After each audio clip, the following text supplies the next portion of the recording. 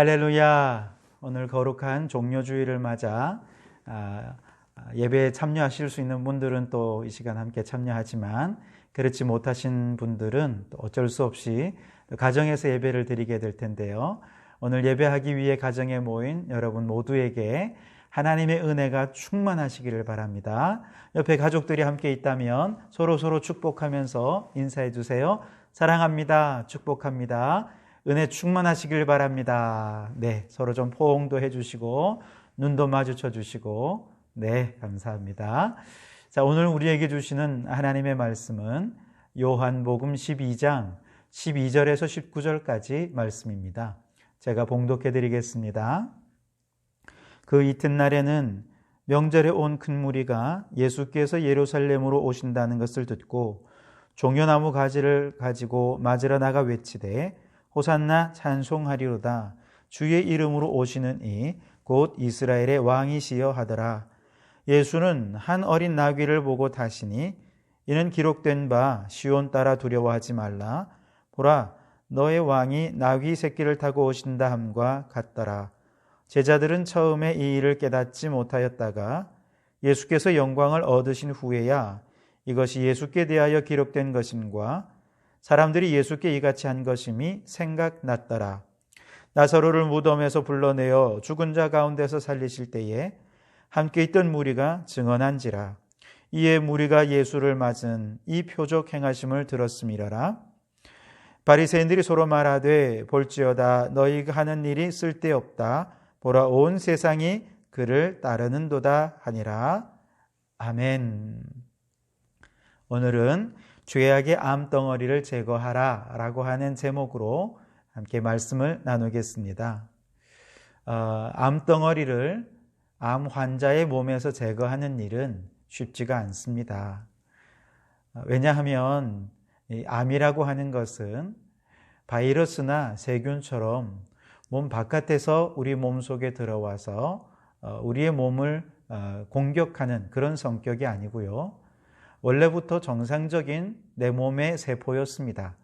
그런데 그것이 발암물질에 지속적으로 노출이 되면서 돌연변이를 일으켜서 암세포로 변질이 된 것이죠.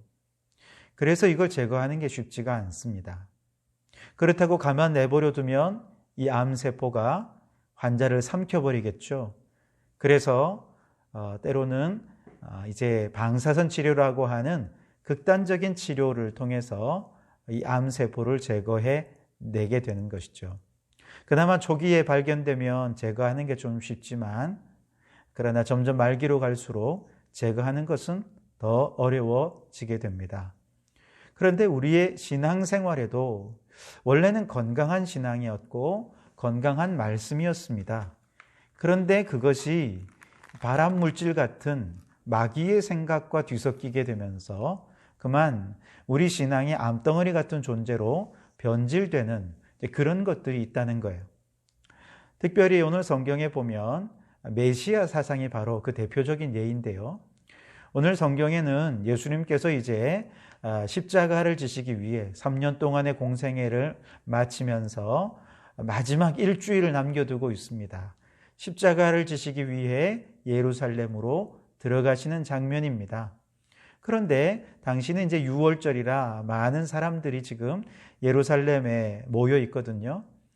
그런데 그 사람들이 예수님에 대해 듣고는 예수님이 오신다 하는 소식을 듣고 지금 각자 종려나무 가지를 들고 많은 사람들이 예수님을 환호하며 맞이합니다. 그러면서 호산나 찬송하리로다 주의 이름으로 오시느니 곧 이스라엘의 왕이시여 하면서 예수님을 맞이하고 있습니다. 호산나라고 하는 것은 구원자라고 하는 뜻이죠. 그러니까 이들이 왜 예수님을 이렇게 환영하는 것일까요?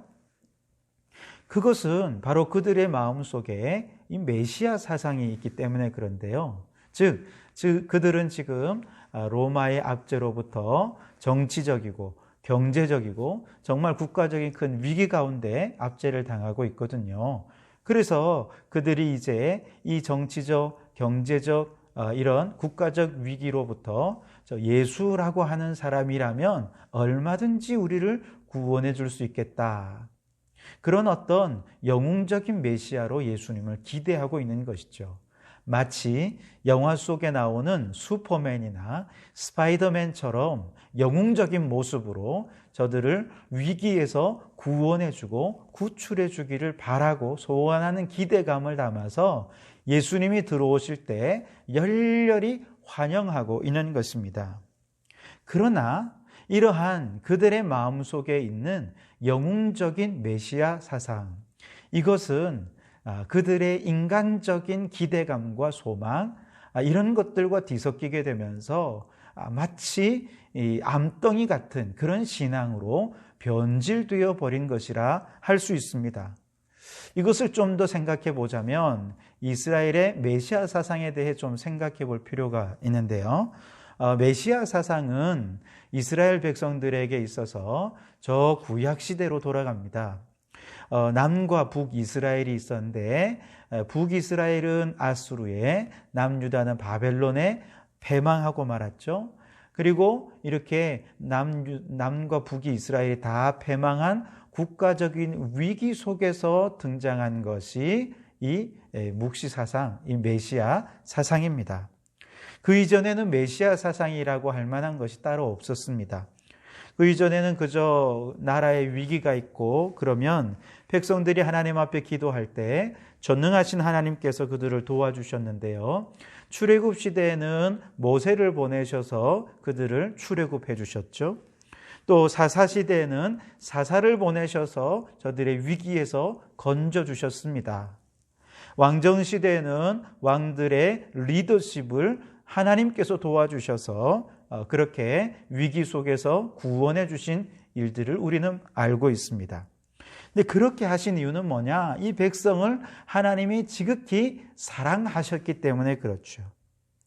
사랑하는 자녀가 위기에 처해 있는데 그것을 외면한 부모가 어디 있겠습니까? 마찬가지로 하나님의 백성들이 위기에 처해져 있으니까 그 백성을 사랑하시는 하나님께서 그 백성들을 위기에 처해서 그들을 건져 주신 것이죠. 그러면 여러분, 정상적인 자녀들이라면 어때야 될까요? 부모님이 이렇게 자신들을 도와주시고 위기에서 건져주셨다면 아마 정상적인 자녀라면 그 부모님에 대해 정말 감사한 마음을 가지고 그 부모님을 더 사랑하고 더 존경하는 마음을 갖게 되지 않겠습니까?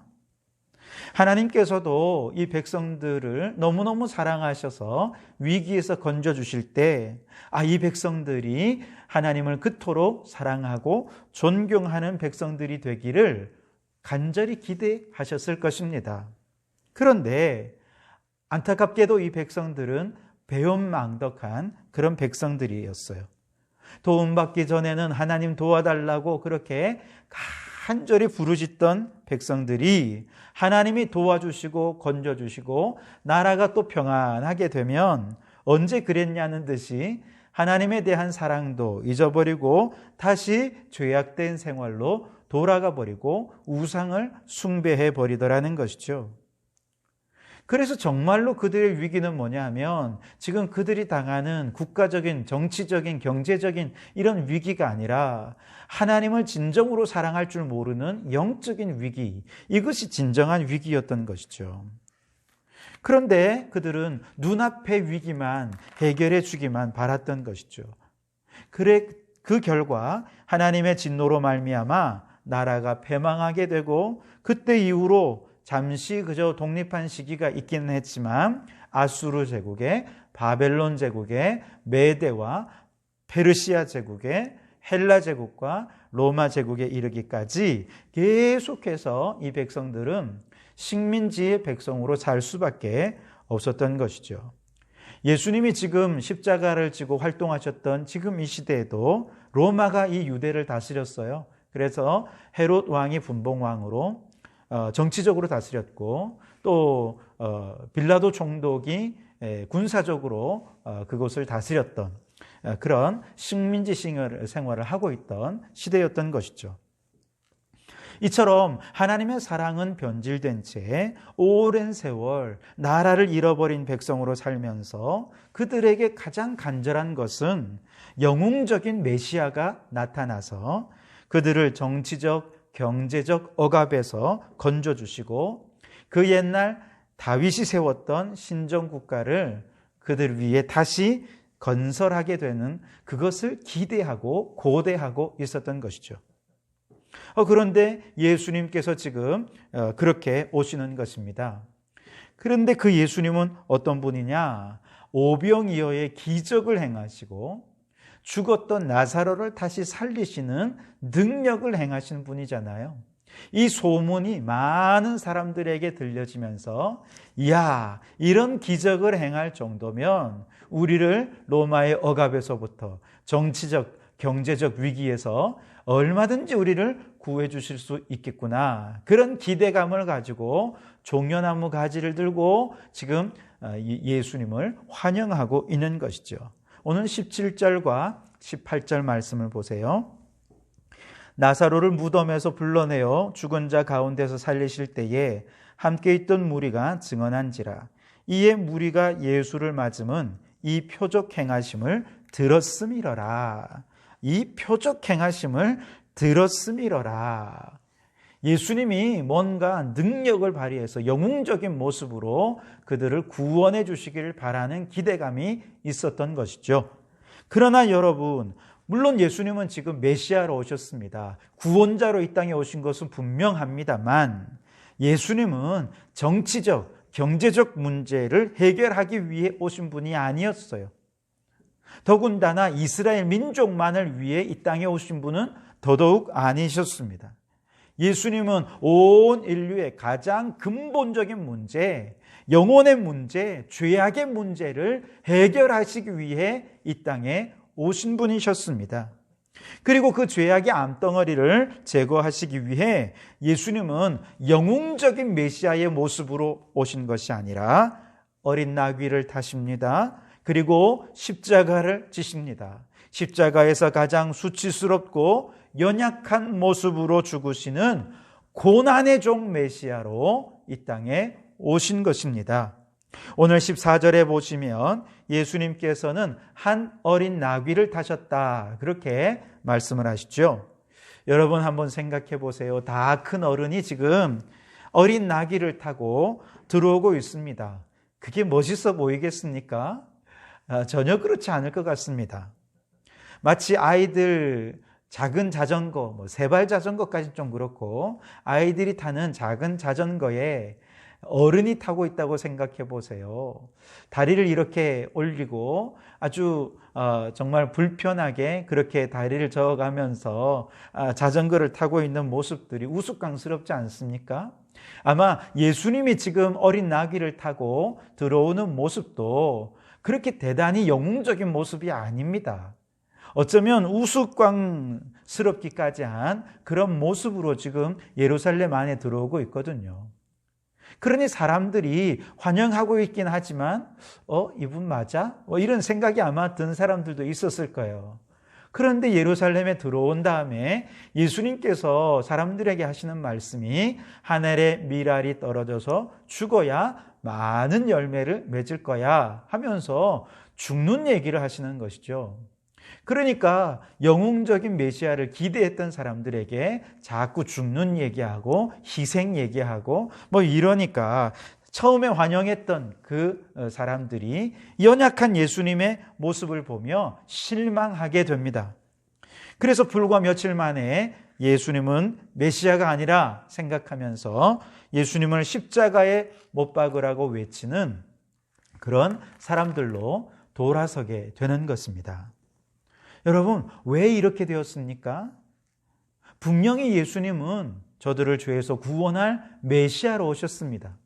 왜 그 메시아는 보지 못하고 이렇게 예수님을 십자가에 못 박는 자들이 되었습니까? 그것은 영적 문제에는 무관심한 채 당장 눈앞의 문제만 해결해 주기를 바라는 왜곡되고 변질된 돌연변이 신앙 때문에 그렇습니다. 하나님을 사랑하는 마음은 사라진 채 내 문제만 해결해 주는 영웅적인 메시아 만 기대하는 암덩어리 같은 신앙이 오랜 세월, 그게 진짜 신앙이고 건강한 신앙인 것처럼 이스라엘 백성들 안에 자리 잡고 있었기 때문에 그것이 전통이 되고 관습이 되고 사상이 되어 내려오고 있었기 때문에 예수님을 눈앞에 보고서도 보지 못하고 말씀을 들어도 깨닫지 못한 채 그만 예수님을 십자가에 못 박아 죽이는 역사적 죄인이 되고 만 것이죠.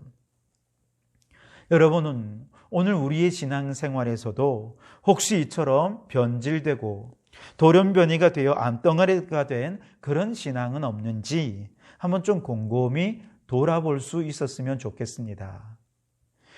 우리 하나님은 코로나19 바이러스를 소멸하시고 또 이 바이러스로 인한 경제적인 위기의 문제도 얼마든지 해결하실 수 있는 전능하신 하나님이십니다. 우리가 이 위기 가운데서 도와달라고 하나님 앞에 간절히 부르짖어 기도하면 하나님께서 반드시 들으시고 응답해 주실 것입니다. 그리고 그렇게 기도하는 것은 하나님을 의지하는 신앙인으로서 당연한 것이고 그것은 건강한 신앙임에 틀림이 없습니다. 그러나 이 위기 속에서 우리의 영적인 위기는 바라보지 못한 채 그저 눈앞에 있는 바이러스의 문제, 경제적 위기의 문제, 이런 것들만 해결하기를 위해 기도한다면 우리의 신앙도 영웅적인 메시아를 바라며 예수님을 향해 환호했던 저 무리들과 다를 바가 없을 것이라 하는 것입니다. 이 바이러스와 경제적 위기 속에서 여러분 우리가 정말로 보아야 할 것은 무엇입니까? 우리의 영혼에 깃든 죄악의 문제라는 것이죠. 이 죄악의 문제가 해결되지 않으면 안 된다는 것입니다. 그래서 여러분 오늘 우리의 신앙을 한번 곰곰이 돌아보십시오. 전능하신 하나님을 의지하는 신앙이, 이렇게 건강하던 신앙이 어느덧 우리에게 번영을 주고 복을 주고 병을 고쳐주시고 문제를 해결해 주시기만 하는 기복적인 신앙으로, 번영의 신앙으로 우리의 신앙이 어느덧 이렇게 변질되어 암덩어리 같은 신앙이 되어버리지는 않았습니까? 이런 변질된 신앙, 기복적이고 번영의 신앙 같은 암덩어리 신앙 때문에 우리가 정말로 져야 할 십자가는 외면하는 그런 신앙이 되어버리지는 않은지 돌아볼 수 있어야 하겠습니다. 뿐만 아니라 하나님의 말씀에 순종하려는 건강한 말씀 중심의 신앙이 어느덧 율법주의의 신앙으로 변질되어 있지는 않은지 돌아볼 수 있어야 되겠습니다. 은혜와 사랑의 복음이 아니라 다른 사람을 비난하고 정죄하는 율법주의의 신앙이 되지는 않았는지 우리는 곰곰이 생각하면서 다시 은혜의 신앙으로 복음의 말씀으로 회복되어야 할 줄 믿습니다. 또한 하나님만 높여드리는 하나님 중심의 예배가 아니라 어느덧 내가 감동받고 내가 위로받고 내가 어떤 힘을 얻기 위한 나 중심의 예배로 변질되어 버리는 암덩어리 같은 신앙생활을 하고 있지는 않습니까? 그래서 이 예배의 주인공이 되시는 하나님을 바라보지는 못한 채 사람들만 바라보다가 예배의 실패자가 되고 있지는 않은지 깊이 돌아보며 회개할 수 있기를 바랍니다.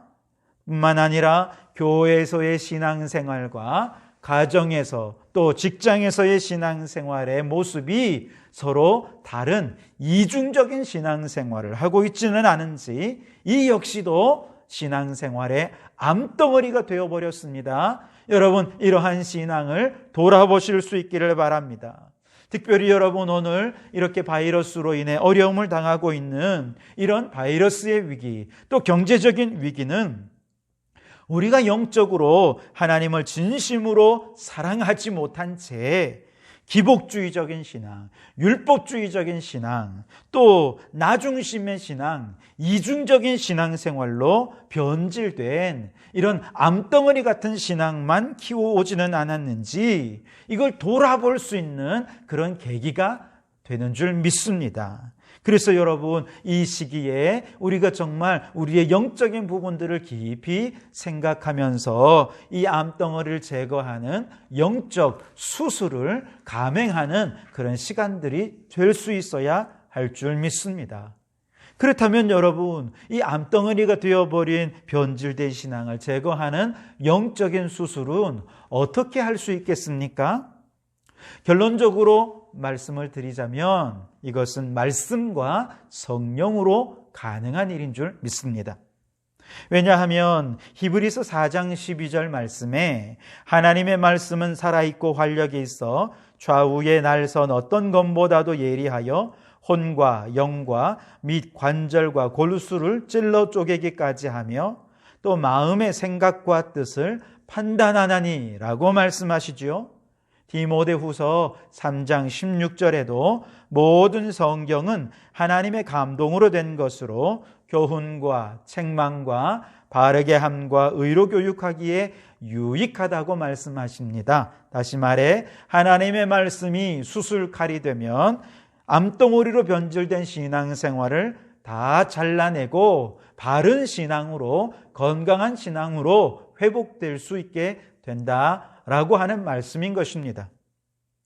중세시대 로마 가톨릭이 이렇게 기복적이고 미신적인 신앙생활로 암덩어리 같은 신앙생활을 할 때 종교개혁가들이 한 일이 무엇입니까? 오직 말씀의 기치를 들고 말씀의 수술칼로 영적 수술을 단행할 때 종교개혁을 통해 말씀 중심의 신앙으로 회복될 수 있었던 것처럼 오늘도 하나님의 말씀의 능력만이 이 딱딱하게 변질된 암덩어리가 된 잘못된 기복신앙, 번영신앙, 또 영웅적인 메시아 신앙, 이런 것들을 다 도려내고 이제는 십자가 신앙으로 그렇게 회복되게 해 주실 줄 믿습니다. 율법주의가 아니라 이제 은혜와 사랑에 기반한 복음적 신앙으로 회복되는 역사가 일어나게 되어질 줄 믿습니다. 예수님께서도 유대인들의 율법주의의 암덩어리를 제거하기 위해서 은혜와 사랑의 새 계명을 그들에게 주지 않으셨습니까? 이 역시도 영적 수술을 단행하신 것입니다. 그리고 그 십자가의 희생과 사랑으로 율법을 온전히 완성해 주신 것입니다. 마찬가지로 암덩어리를 수술하는 칼은 하나님의 말씀의 회복에 있는 줄 믿습니다. 또한 성령님은 치료하는 광선이 되십니다. 말라기 4장 2절에 내 이름을 경외하는 너희에게는 공의로운 해가 떠올라서 치료하는 광선을 비추리니 너희가 나아가서 외양간에서 나온 송아지같이 뛰리라 말씀하셨습니다. 방사선을 쏘여서 암덩어리를 제거해내는 것처럼 성령의 광선이 암덩어리 같은 신앙, 변질된 신앙에 비추어지기만 하면 모든 죄악의 암덩어리들은 다 제거되어질 줄 믿습니다. 또한 성령님은 진리의 영이십니다. 요한복음 16장 13절에 진리의 성령이 오시면 그가 너희를 모든 진리 가운데로 인도하시리라 말씀하십니다. 성령의 광선으로 암덩어리가 제거된 그 자리에 마치 새살이 돋아나고 새로운 세포가 생겨나듯이 진리의 말씀, 건강한 말씀으로 채워지는 역사가 일어날 줄 믿습니다. 오늘 15절 말씀에 보면 어린 나귀를 타신 예수님의 모습을 보면서 이는 스가랴 9장 9절에 예언된 시온 딸아 두려워하지 말라 보라 너의 왕이 나귀 새끼를 타고 오신다 하신 말씀과 같았다라고 말씀을 하시죠. 여러분, 그 당시 유대 종교 지도자들이 이 말씀을 몰랐을까요? 아니요. 눈만 뜨면 성경을 보는 사람들이고 토론하는 사람들인데 이 말씀을 몰랐을 리 없습니다. 그런데 나귀를 타신 예수님을 보면서 이 말씀이 전혀 떠오르지 않았습니다. 깨달아지지도 못했습니다. 여러분, 이게 문제인 것이죠. 왜 그렇습니까? 변질된 신앙, 암덩어리 같은 신앙이 시신경을 가로막고 있으니까 말씀이 보여지지 않고 깨달아지지 않았던 것이죠. 심지어 이때에는 제자들도 이걸 깨닫지 못했습니다. 오늘 16절 말씀에 보면 제자들은 처음에 이 일을 깨닫지 못하였다가 그렇게 말씀하시죠. 그래서 그들은 깨닫지 못했기 때문에 예수님을 버리고 도망갔습니다. 베드로는 3번씩이나 예수님을 모른다고 부인했습니다. 왜냐하면 그들도 똑같이 이렇게 변질된 암덩어리 같은 영웅적 메시아 사상을 가지고 있었기 때문에 그런 것이죠. 그러다가 이게 언제 깨닫게 되느냐? 16절 말씀에 예수께서 영광을 얻으신 후에야 이것이 예수께 대하여 기록된 것임과 사람들이 예수께 이같이 한 것임이 생각났더라. 아멘. 주님의 말씀이 생각나고 깨달아지는 것이 은혜요 축복인 줄 믿습니다. 율법적이고 형식적인 신앙으로는 결코 생각날 수 없고 깨달아질 수 없지만 오늘 말씀에 예수께서 영광을 얻으신 후에 그랬죠. 이때가 언제냐? 예수님께서 승천하심으로 영광을 얻으십니다. 그리고 성령께서 강림하셔서 영광을 얻으십니다. 바로 그때 진리의 영이신 성령께서 오셔서 이 말씀을 깨닫게 하시니 나귀에 타신 예수님이 스가랴 9장 9절의 말씀을 성취하신 사건이구나 하는 것을 비로소 깨닫게 된 것이죠. 같은 맥락에서 기복적이고 번영의 신앙같이 변질된 암덩어리 같은 신앙으로는 아무리 십자가를 바라보아도 말씀이 생각이 안 나요. 깨달아지지 않습니다.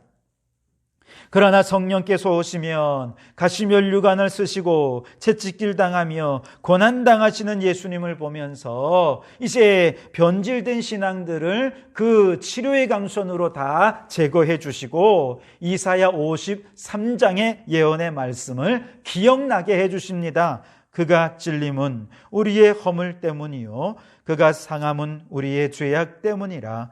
그가 징계를 받음으로 우리는 평화를 누리고 그가 채찍에 맞음으로 우리는 나음을 받았도다. 우리는 다 양 같아서 그릇 행하여 각기 제 길로 갔거늘 여호와께서는 우리 모두의 죄악을 그에게 담당시키셨도다. 아멘.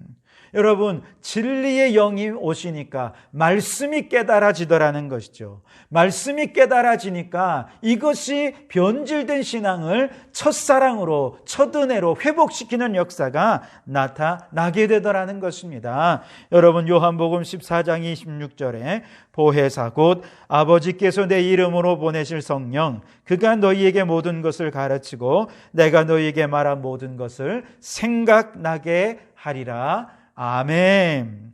에스겔 36장 26절 말씀에도 성령께서 오시면 우리 마음에서 굳은 마음을 제거하시고 부드러운 마음을 주실 것이라고 말씀하십니다. 그렇습니다, 여러분. 성령의 치료하는 광선이 우리의 영혼 속에 쏘여지면 딱딱하고 굳어진 죄악된 생각들은 다 제거되고 하나님의 말씀이 생각나게 해주시고 말씀을 순종할 수 있는 부드럽고 온유하고 건강한 신앙으로 회복되는 역사가 일어나게 해 주실 줄 믿습니다. 여러분이 코로나 사태를 경험하면서 여러분 우리 안에 이렇게 첫사랑을 회복하고 첫신앙을 회복하는 역사들이 일어나게 되기를 주님의 이름으로 축원합니다.